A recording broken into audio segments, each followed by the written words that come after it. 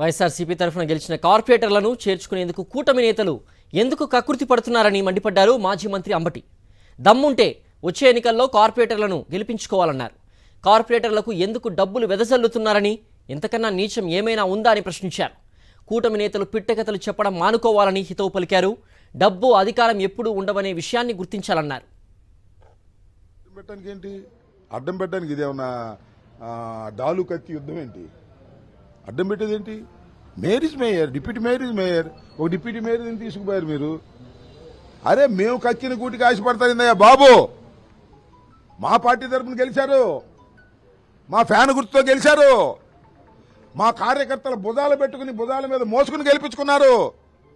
మా వాళ్ళ కోసం కక్కుర్తి పడతారు స్వామి. దమ్ముంటే రేపు వచ్చే ఎన్నికల్లో కార్పొరేటర్లు గెలిపించుకోండి, మొన్న ఎమ్మెల్యేలు గెలిపించుకున్నట్టుగా.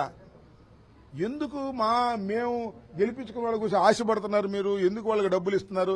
ఇంతకన్నా నీచం ఏమైనా ఉందా? ఎన్ని కబుర్లు చెప్పినా ఏముంటుంది దీనిలో? అదేమంటే 30 మంది లైన్లో ఉన్నారు, అంబటరామబాబు లైన్లో ఉన్నాడు, వేణుగోపాల్ రెడ్డి లైన్లో ఉన్నాడు. ఇవన్నీ ఈ పిట్ట కథలు. ఈ కథలు చెప్తే ఎవరింటారు మనకు తెలీదా? Time will decide. నైతిక విలువలు ఎవరికున్నాయో లేవో తేలుతుంది.